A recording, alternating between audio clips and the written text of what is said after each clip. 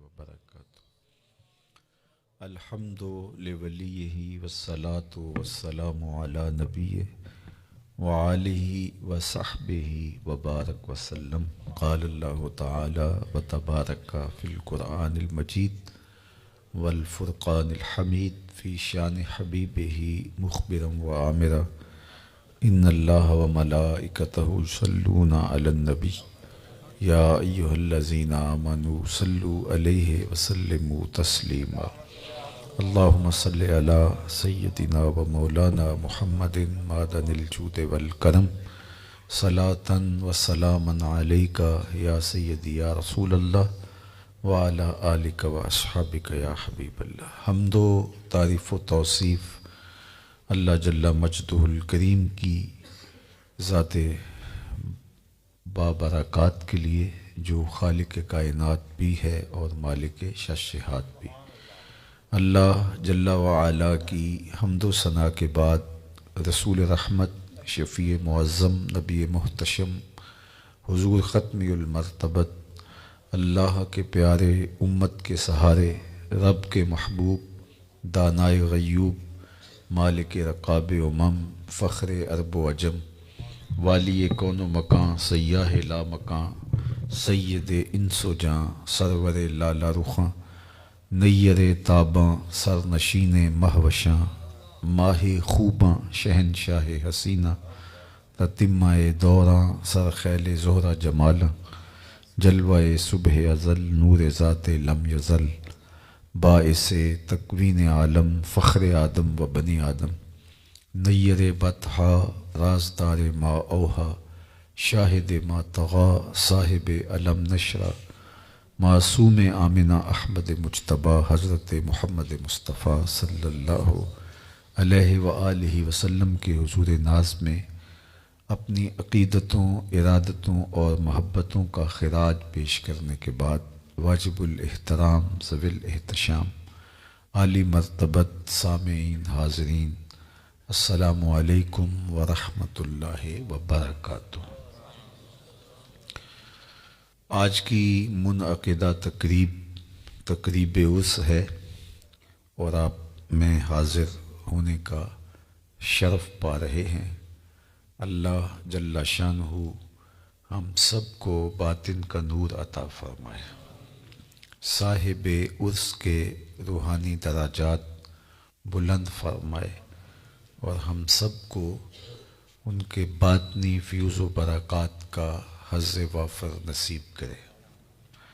میرے سے قبل حضور کی مدح و ستائش کا جو رنگ ابھی بکھر رہا تھا اور جس طرح نور پھیل رہا تھا، میری شاہ صاحب کے لیے بصمیم قلب دعا ہے کہ اللہ ان کے سوز و گداز میں، ان کے خلوص میں، حضور علیہ الصلاۃ والسلام کے ساتھ ان کا جو نسبی تعلق ہے، اس کی برکتوں میں مزید اضافہ فرمائے۔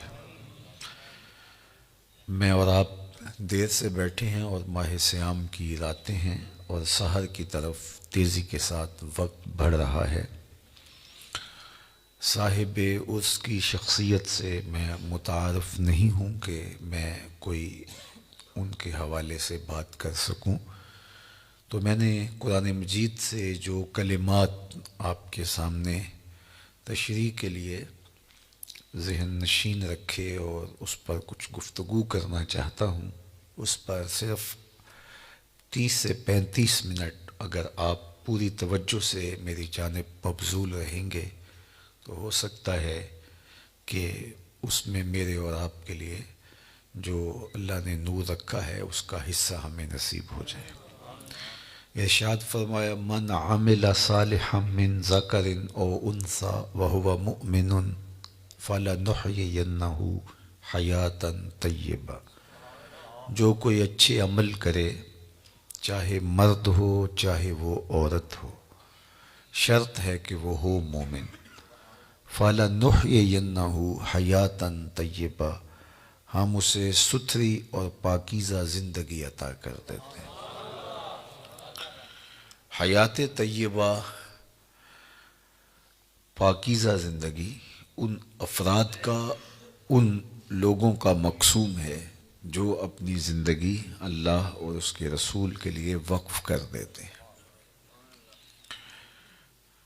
نوح ینہ کے اندر بھی مادہ حیات موجود تھا، لیکن حیاتاً طیبہ الگ تاکید لفظی کے ساتھ اس مضمون کو مؤکد کیا گیا ہے کہ کوئی ابہام میں نہ رہے کہ جو میرے ہو جائیں پھر میں ان کو مرنے نہیں دیتا،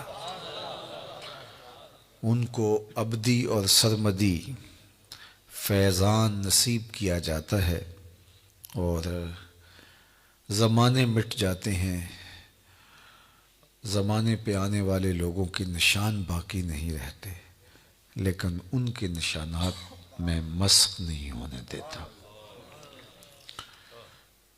مٹ گیا مشتاق دل سے رنگ یاد رفتگاں، پھول مہنگے ہو گئے قبریں پرانی ہو گئی۔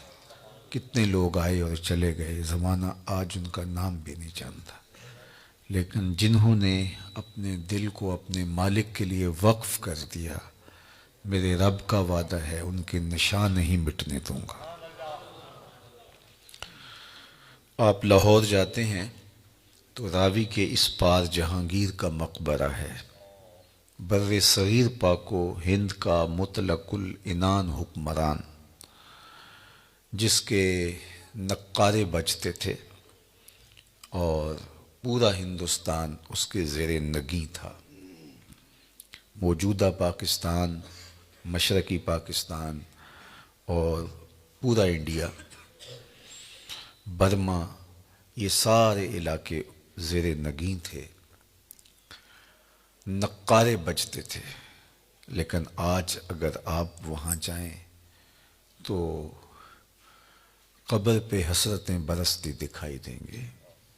دن کو جائیں یا رات کو، وہاں آپ کو روشنیوں کا اہتمام دکھائی نہیں دے گا۔ اب پارک بن گیا ہے، اس کے دم سے کچھ لوگوں کا آنا جانا زیادہ ہو گیا، لیکن خالص مزار کے احاطے میں آپ کو قرآن پڑھنے والے لوگ موجود نہیں ملیں گے، تاش کھیلنے والی ٹولیاں بیٹھی نظر آئیں گی، وہاں جانوروں کی بینٹیں تو دکھائی دیں گی، تمہیں تازہ گلاب نظر نہیں آئیں گے، بلکہ بالکل اس کے ساتھ اس کی محبوب بیوی ملکہ نور جہاں کا مقبرہ ہے۔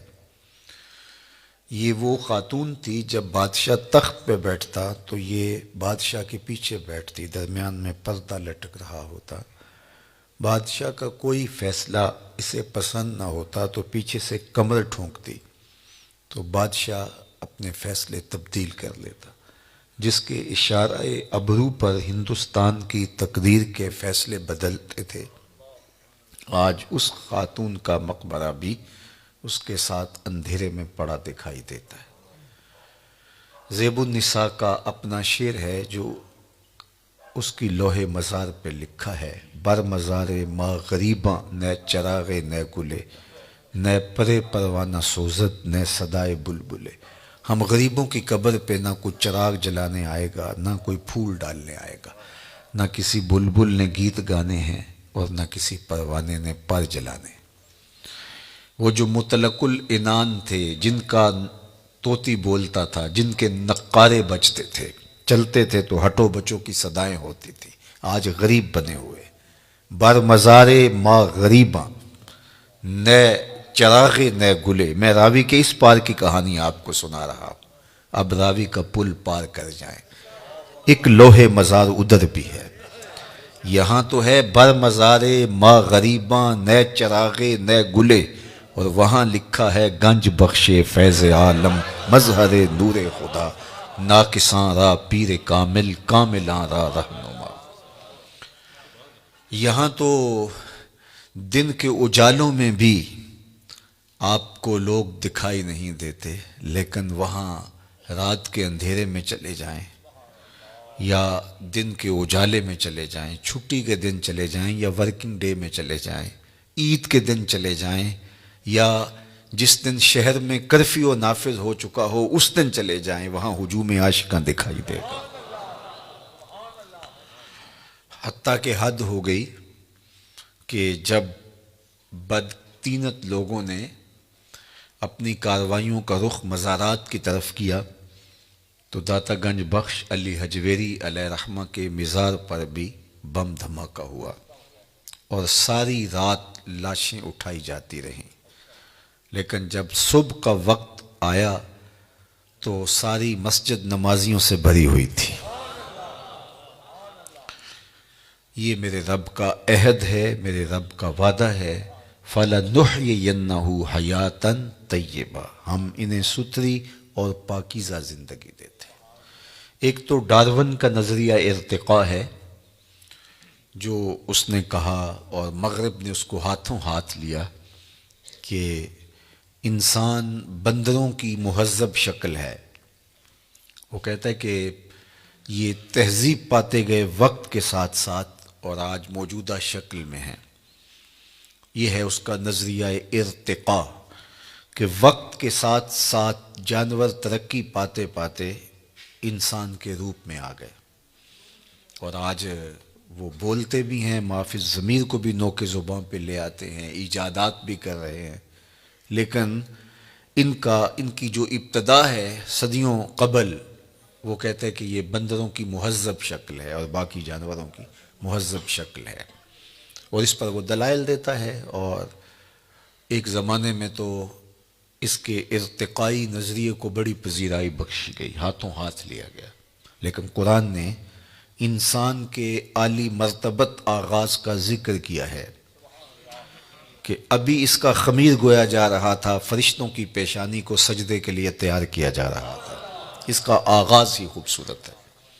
ہم نے اس کو اپنی نیابت کا تاج دیا ہے، وَلَقَدْ كَرَّمْنَا بَنِي آدَمَ لَقَدْ خَلَقْنَا الْإِنسَانَ فِي أَحْسَنِ تَقْوِيمٍ، اس کو احسن تقویم میں پیدا کیا ہے۔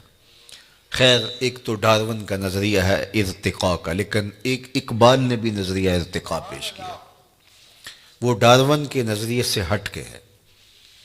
والدہ مرحومہ جب انتقال کر گئیں علامہ اقبال علیہ رحمہ کی، تو انہوں نے ایک طویل مرثیہ ان کی یاد میں لکھا جو آج بھی کلیات میں موجود ہے۔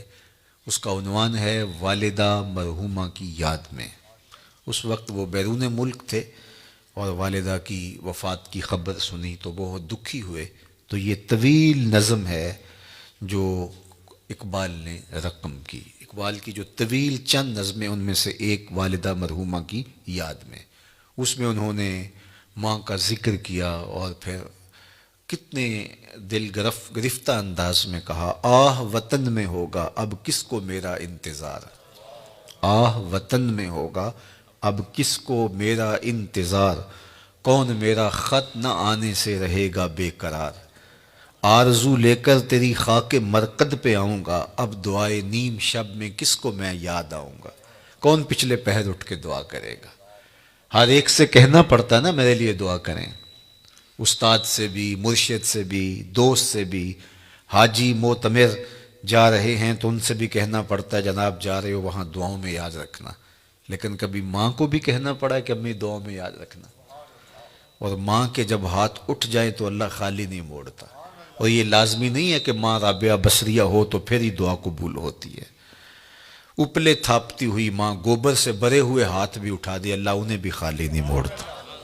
ماں جب بولتی ہے تو اس کے لہجے میں جبریل بولتا ہے، ماں جب مسکراتی ہے تو لگتا ہے جنت کی ساری کلیاں کھل اٹھی ہیں۔ اللہ نے اس کے لہجے میں وہ درد، وہ درک، وہ محبت، وہ پیار رکھ دیا ہے۔ اللہ اکبر۔ عالی نصب ہوٹلوں میں کھانا کھانے میں وہ سرور کہاں جو چولہے پر بیٹھ کے ماں کے ہاتھوں سے پکی ہوئی چپاتیاں کھانے میں ملتا ہے۔ عالی جناب، حضرت صاحب، کیا کیا القاب دیے جاتے ہیں، لیکن ان لفظوں میں وہ لطف کہاں جو ماں کی زبان سے اوئے ببلو اور اوئے مٹھو میں رکھا ہوا ہے۔ اللہ اکبر۔ اونچی مسندوں پر بیٹھنے ہوئے وہ مزہ کیا جو ماں کے قدموں میں بیٹھنے میں نصیب ہوتا ہے۔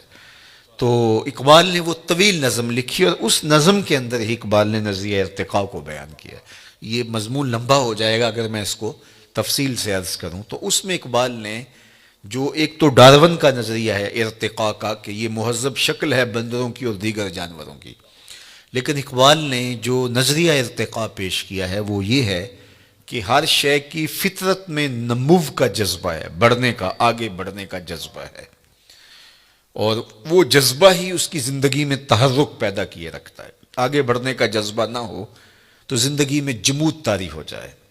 کاروبار والے بھی آگے بڑھنا چاہتے ہیں، دین والے بھی آگے بڑھنا چاہتے ہیں، تو یہ انسانی زندگی کے اندر ایک جذبہ ہے نشو و نما کا، اور یہ ہر شے کے اندر اقبال کہتے ہیں۔ اور اس کی مثال وہ دیتے ہیں کہ ایک بیج کو آپ زمین کو پھاڑ کر اس کے اندر ڈالتے ہیں تو بیج اس حالت میں مطمئن نہیں رہتا، جب اس کو نمی اور حرارت ملتی ہے تو وہ زمین کا کلیجہ چیر کر کے ایک کونپل کی شکل میں باہر آتا ہے۔ تو وہ پہلی صورت سے بہتر صورت ہے اس کی۔ یہ نشو و نما کا جذبہ تھا جس نے اس کو زمین سے باہر آنے کے لیے مجبور کیا۔ پھر اس کے بعد اس پہ بھی مطمئن نہیں ہوتا، کونپل سے شاخ بنتی ہے، شاخ سے تنا بنتا ہے، پھر پتے نکلتے ہیں، اس پہ بھی اطمینان نہیں، پتوں پر پھر کلیاں آتی ہیں، اس پہ بھی اطمینان نہیں، کلیوں سے پھول بنتے ہیں، اس پہ بھی اطمینان نہیں۔ نشو و نما کا جذبہ، آگے بڑھنے کا، پھولوں سے پھر پھل بنتے ہیں۔ یہ اس درخت کا نقطۂ کمال ہے۔ اب جب اس نشو و نما کا جذبہ اس کی فطرت میں موجود ہے اور آگے وہ بڑھ نہیں سکتا، پھل سے آگے کدھر جائے، تو وہ پھل پک کے دوبارہ پھر بیج بنتا ہے، اور پھر دوبارہ تہے مزار آتا ہے، دوبارہ پھر جو ہے وہ زمین میں آتا ہے، اور زمین میں آ کے پہلے ایک تھا، اب وہ باغ کی شکل میں نمودار ہوتا ہے۔ تو یہ فطرت ہے ہر شے میں۔ اقبال نے مثال جو ہے وہ درخت سے دی، فطرت ہستی شہید آرزو رہتی نہ ہو۔ اگر آپ کی توجہ ہو، فطرت ہستی شہید آرزو رہتی نہ ہو، خوب تر پیکر کی اس کو جستجو رہتی نہ ہو، موت کو سمجھا ہے غافل اختتام زندگی، یہ ہے شام زندگی صبح دوام زندگی، اور یہی ہے فَلَنُحْيِيَنَّهُ حَيَاتًا طیبہ۔ کہا جو میرے ہوتے ہیں پھر میں ان کو مٹنے نہیں دیتا، ان کو ایسی زندگی دیتا ہوں کہ جو قابل رشک ہوتی ہے۔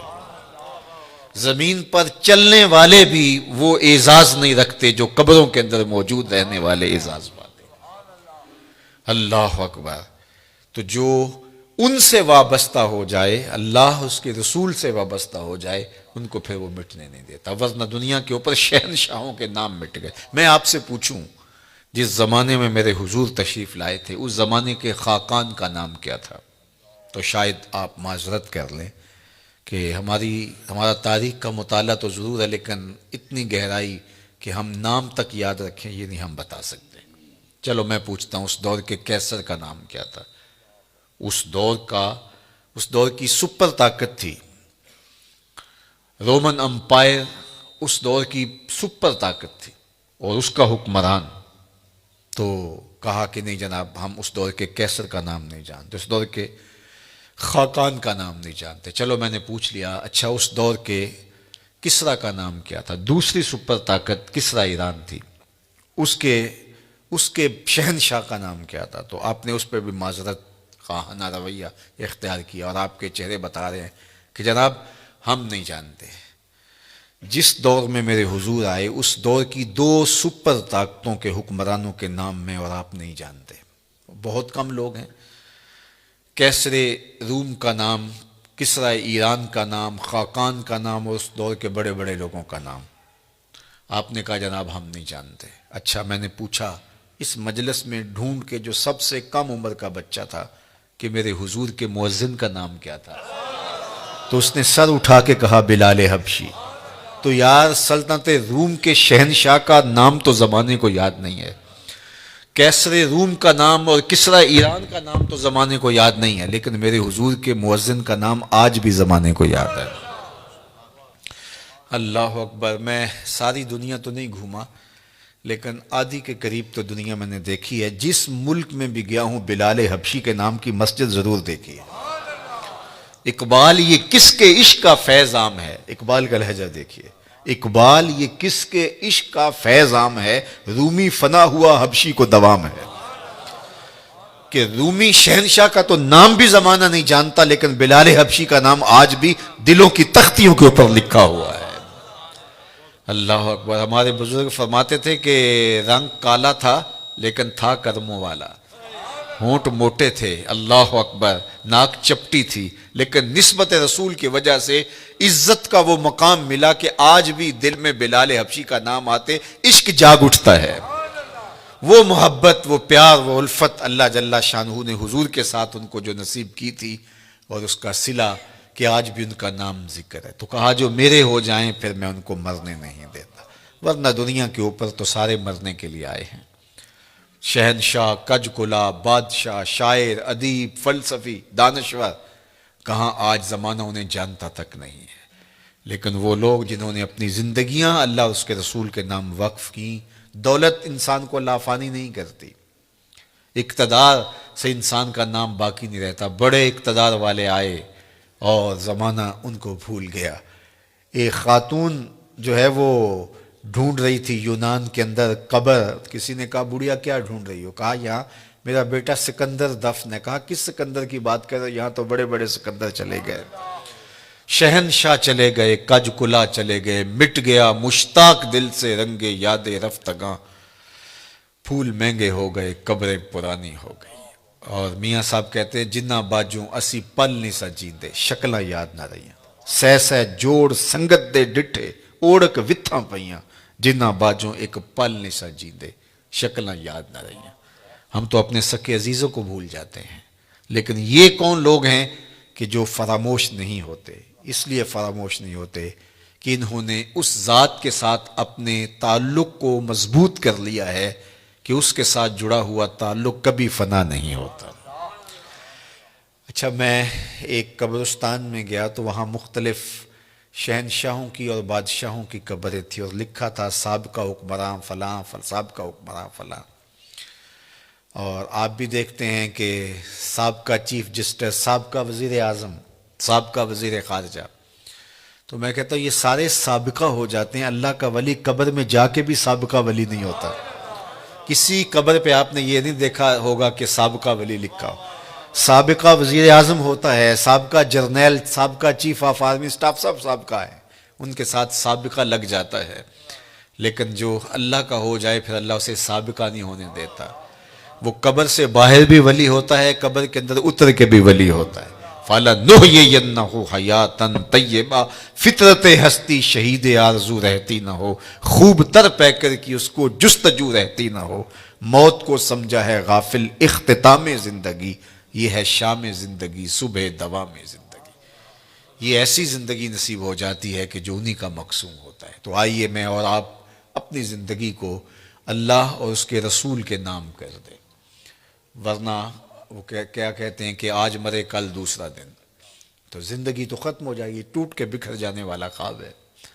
جو کہتے تھے کہ ہم دھرتی کی زینت ہیں، ناگزیر ہیں، کائنات کا چرخ ہمارے حکم سے گھومتا ہے، لیکن زمانے نے پھر ان کو فراموش کر دیا۔ ان کے ناموں کے ابجد بھی زمانے کو معلوم نہیں ہے، لیکن جنہوں نے خاک بنا لیا در رسول کی اپنے آپ کو، صدیاں گزرنے کے باوجود بھی وہ سرخرو اور کامیاب ٹھہرے۔ اللہ اکبر، وہ سر بلند ہوئے جو تیرے نام پہ مٹے، اور وہی سرخرو ہوئے، وہی کامیاب ٹھہرے جو ان کے نام پر مٹ گئے، ورنہ دنیا کے اوپر آنے والے سب لوگ ختم ہو گئے، اور سب لوگ جو ہے وہ مٹ گئے، ان کا وجود اور تشخص بھی باقی نہ رہا۔ تو میں اور آپ اہل اللہ کی قبروں پر جانے سے ہمیں یہ ترغیب ملتی ہے کہ ہم اپنی زندگیوں کو اللہ اور اس کے رسول کے نام کر دیں۔ شکستہ قبریں بھی، ٹوٹی ہوئی قبریں بھی ہمیں عبرت دیتی ہیں۔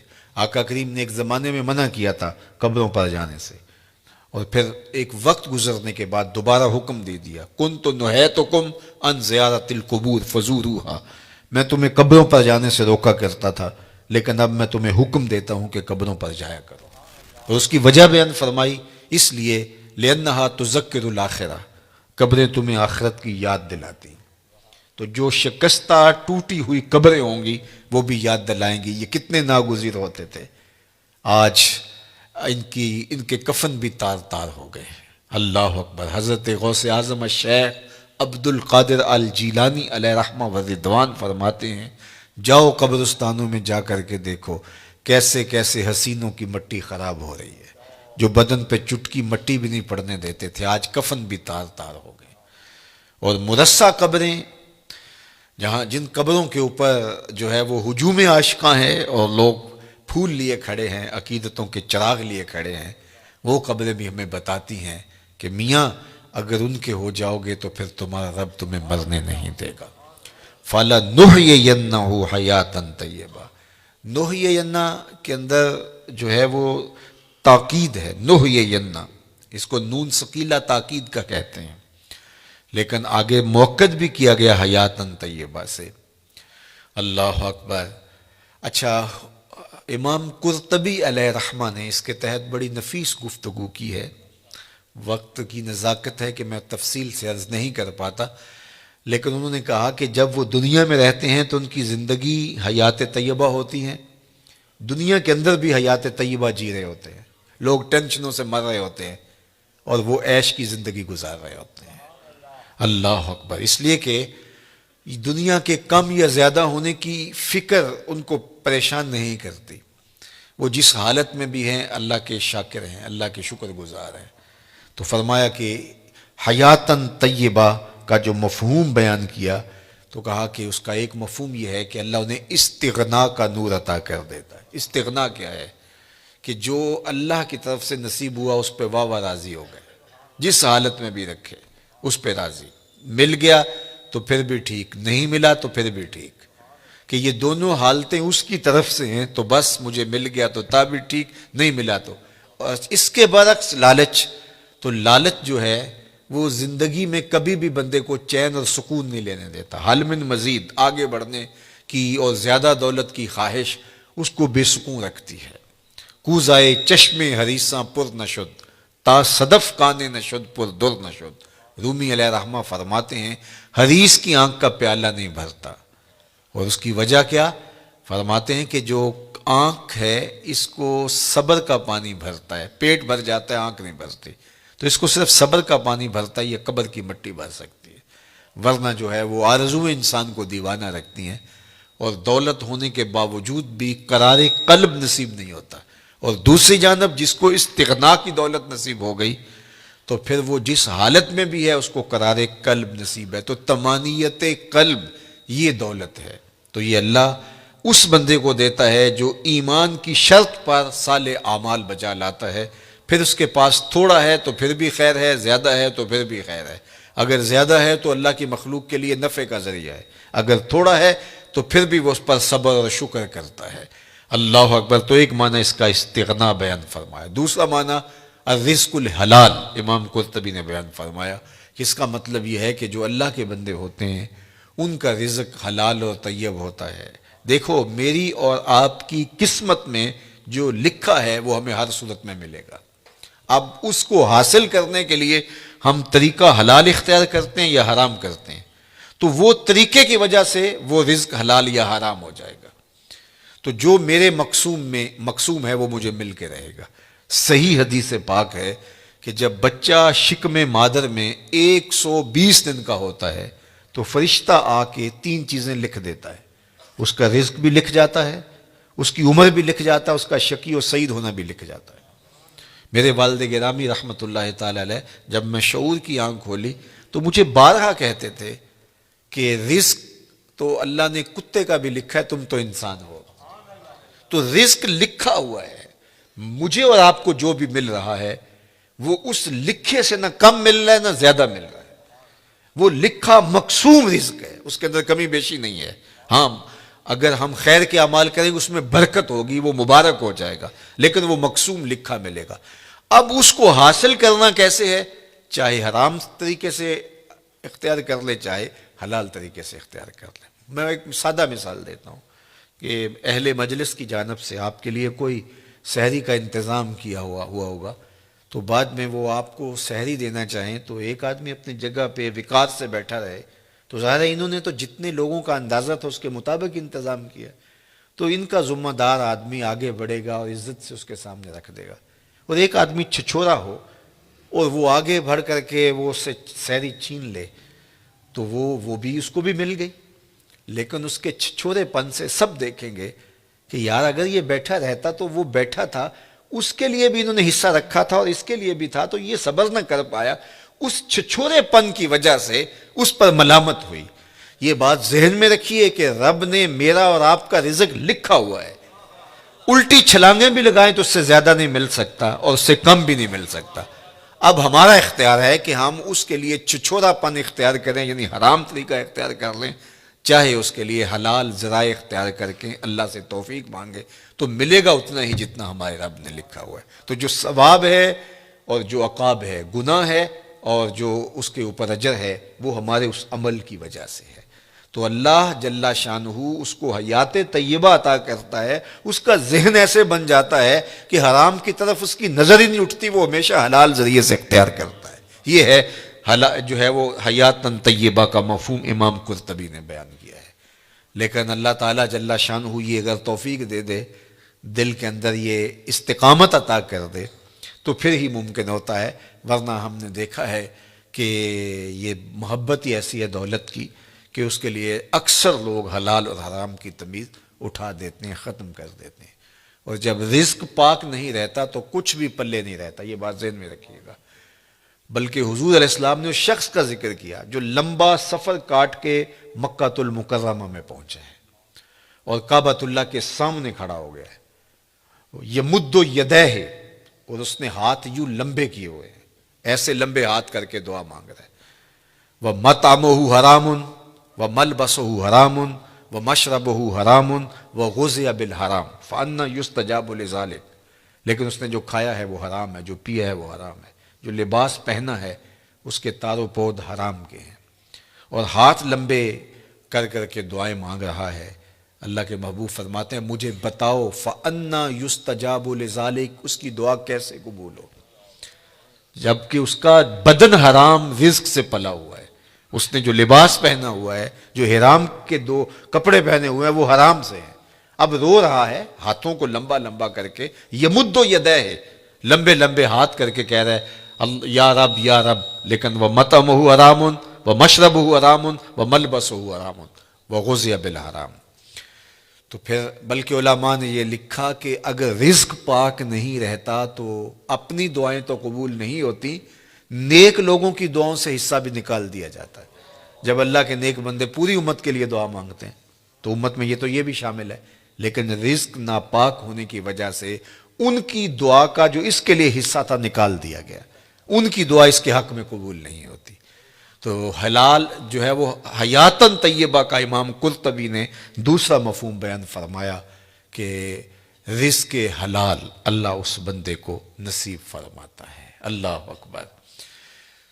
تو اس کا ایک معنی، ایک مفہوم یہ بھی بیان فرمایا گیا کہ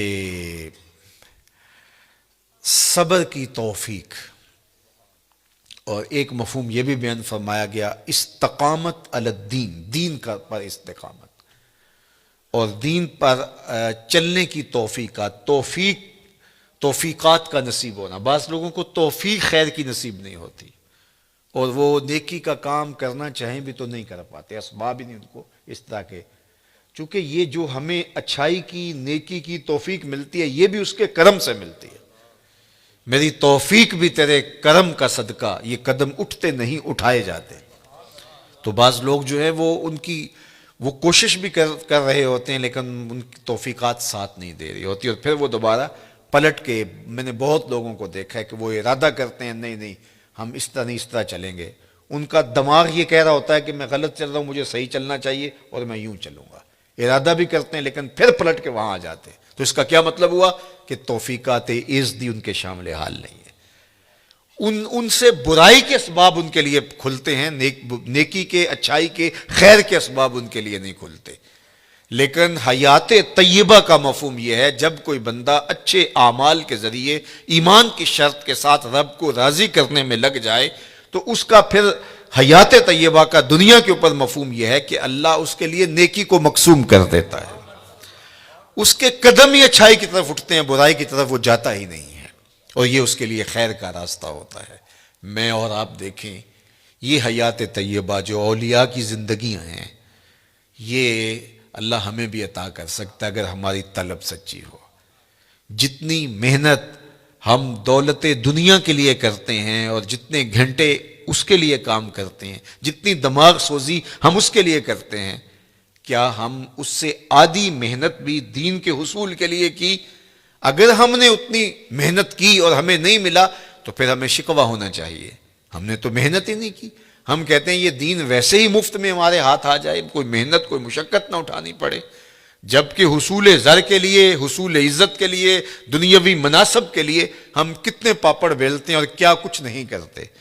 تو میں اور آپ دیکھیں کہ ہم نے اپنے آپ کو اچھائی کی راہوں میں ڈالنے کے لیے کیا عملی جد و جہد اور کوشش کی۔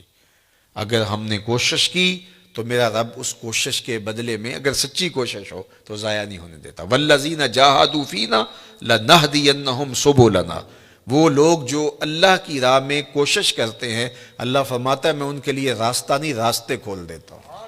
ایک راہ نہیں بلکہ سبلنا، ان کے لیے کئی راستے کھول دیتا ہوں، اور پھر ان کے لیے در کشادہ ہوتے چلے جاتے ہیں اور خیر کے دروازے کھلتے چلے جاتے ہیں۔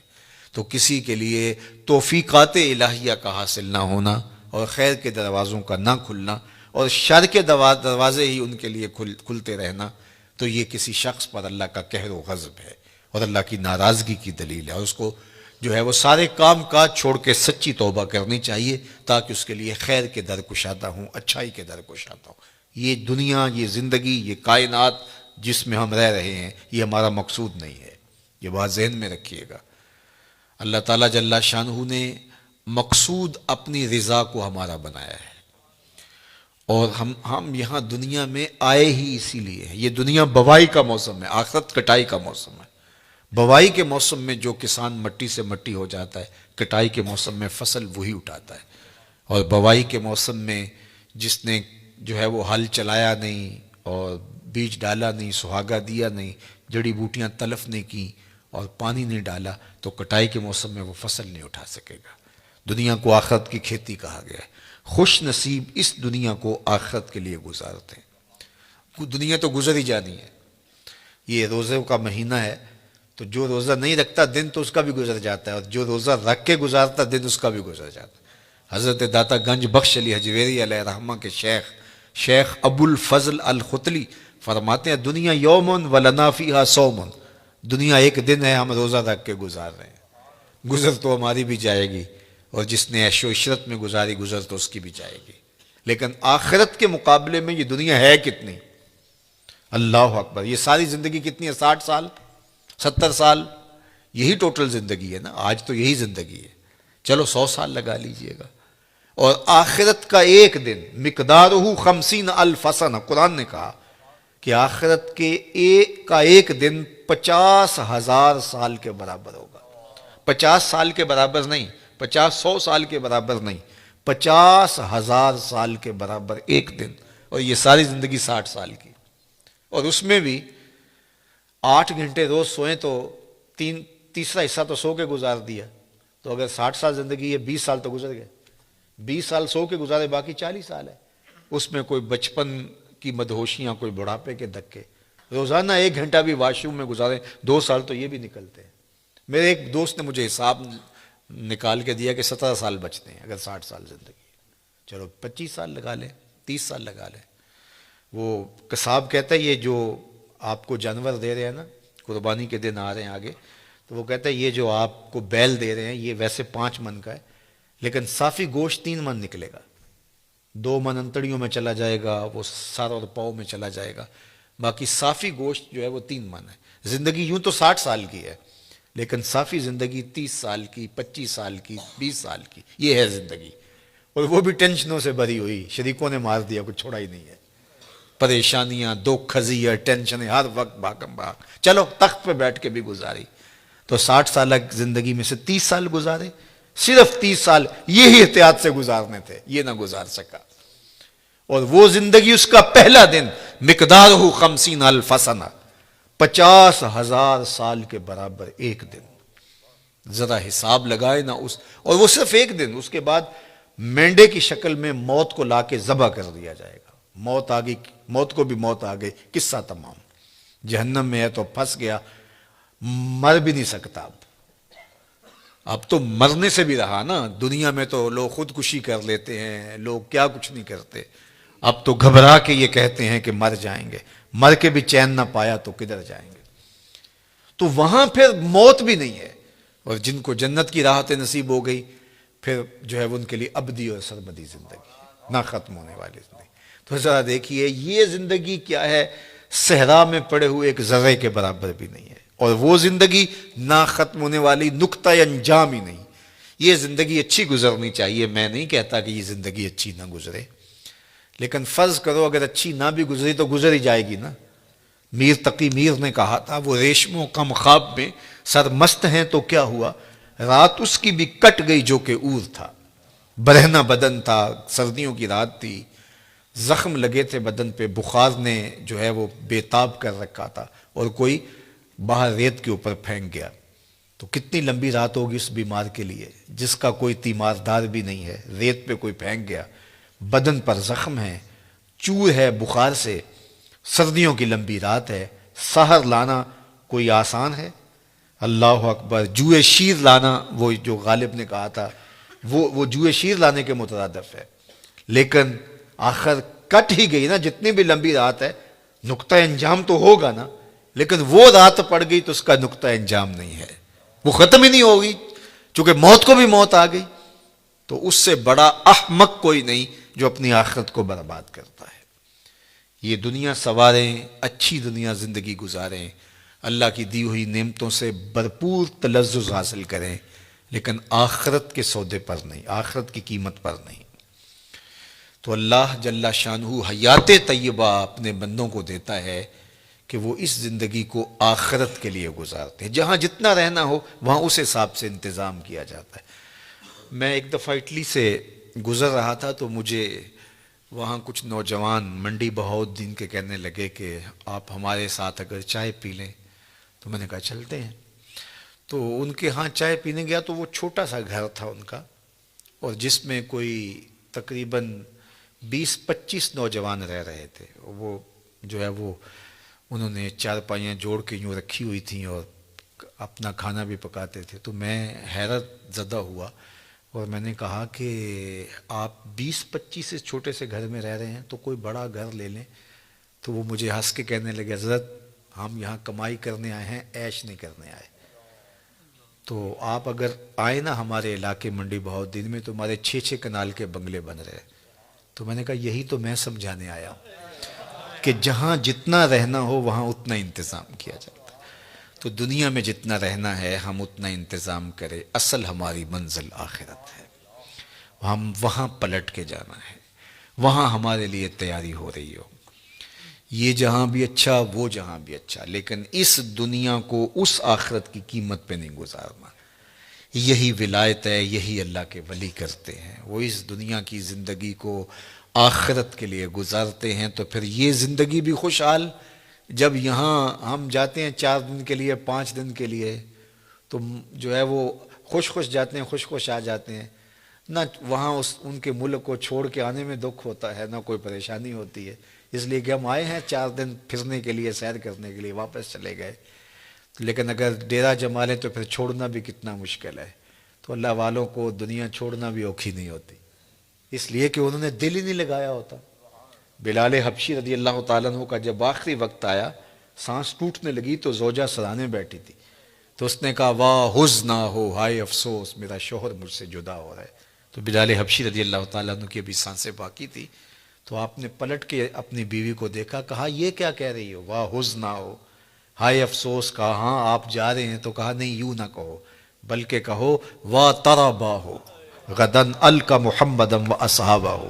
کہا مبارک ہو، میں تو اپنے آقا سے ملنے جا رہا ہوں۔ پھر موت جو ہے وہ تحفۃ المومن بن جاتی ہے۔ حضرت ابراہیم علیہ السلام کے پاس جب جبریل امین اسرائیل علیہ السلام آئے نا روح قبض کرنے کے لیے، تو کہا کدھر آئے ہو؟ کہا قبض روح کے لیے آیا ہوں۔ کہا واہ کمال ہے، میرا رب مجھے اپنا خلیل بھی کہتا ہے۔ خلیل عربی میں کہتے ہیں گوڑے دوست کو، وہ کہ جگری یار جس طرح ہوتا، تو وہاں تو یہ لفظ نہیں بولے جائیں گے، خلیل کہتے ہیں گہرے یار کو، گوڑے یار کو۔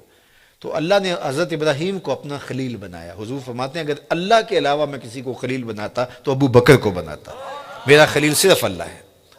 تو اللہ نے اپنا خلیل بنایا حضرت ابراہیم علیہ السلام کو۔ تو جب سندیسہ موت کا بھیجا اسرائیل کے ہاتھوں، تو کہا کہ وہ مجھے اپنا خلیل بھی کہتا ہے اور ساتھ آپ کو بھی بھیج دیا، بھلا کوئی یار بھی یار کی موت چاہتا ہے؟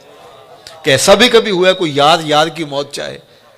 تو کہا میں تو حکم کا پابند ہوں، حکم لے کے آ گیا اللہ کا، تو میں پھر چلا جاتا ہوں، جا کے پوچھتا ہوں کہ تیرا بندہ یہ کہہ رہا ہے۔ تو بارگاہ عزتی میں حاضر ہوئے کہ مالک تیرے خلیل نے یہ کہا ہے، کوئی یار بھی یار کی موت چاہتا ہے؟ کہا پھر جا اور میرے خلیل کو میرا سلام دے اور کہہ کہ کبھی ایسا بھی ہوا ہے یار بلائے کوئی ملنے بھی نہ آئے؟ تو کہا کہ پھر دیر نہ کر، روح قبض کر لے۔ پھر روح بےتاب ہو گئی، جلدی کر۔ تو پھر دنیا پہ رہنا بھی کمال ہے، دنیا سے جانا بھی کمال ہے۔ فَلَنُحْيِيَنَّهُ حَيَاتًا طَيِّبَةً، پھر ستھری زندگی، ورنہ اس زندگی کے ہاتھوں لوگ تنگ ہوتے ہیں۔ وہ ساغر صدیقی نے کہا تھا کہ زندگی کاٹی ہے جبر مسلسل کی طرح، جانے کس جرم کی پائی ہے سزا یاد نہیں۔ تو پھر کہیں گے زندگی تو جبر مسلسل ہے، زندگی ہے یا کوئی طوفان ہے، ہم تو اس جینے کے ہاتھوں مر چلے۔ پھر زندگی طوفان بن جائے گی، زندگی عذاب بن جائے گی، لیکن اس کے ہو جاؤ زندگی بھی اچھی، آخرت بھی اچھی، یہ جہاں بھی اچھا وہ جہاں بھی اچھا۔ ربنا آتنا فی الدنیا حسنۃ وفی الآخرۃ حسنہ۔ تو اللہ کا ولی اس جہاں میں بھی خوش ہوتا ہے، اس جہاں میں بھی خوش ہوتا ہے، حیات طیبہ اس کو عطا کر دی جاتی ہے۔ اللہ صاحب مزار کے درجات کو بلند فرمائے اور ہم سب کو صالحین کی صحبت کی برکتیں عطا فرمائے، ان کے نقوش پاک کا نور عطا کر دے۔ اللہ اپنی خاص عنایتوں اور کرم نوازیوں کا نور ہم سب کا مقسوم فرمائے۔ ہمارے محترم نعمان صاحب کے والد بزرگوار جو کچھ عرصہ قبل انتقال کر گئے، مجھے چہلم پہ بھی آنے کا موقع ملا، ان کے لیے دعا ہے کہ اللہ ان کو کروٹ کروٹ جنت کی بہاریں نصیب فرمائے، اور ان بچوں کو، ان خاندان کے دیگر افراد کو اللہ توفیق صبر دے اور اپنی خاص کرم نوازی۔ الحمدللہ سب کے لیے وآخر دعوانا ان الحمدللہ الحمدللہ رب العالمین، والصلاة والسلام علی اشرف الانبیاء والمرسلین۔ اللہ اٹھے ہوئے ہاتھ کبھی خالی نہ موڑے جائیں، پھیلی ہوئی جھولیاں رحمتوں سے بھر دی جائیں، بخت کی بہاریں نصیب ہوں، مقدر کی خزائیں رخصت ہو، اپنی پناہیں، اپنی امان اور حفاظتوں کا حصار عطا کر دے۔ تو کریم ہے، ہم تیرے عاجز ناتواں بندے، اللہ سب کے حال پہ رحم فرما۔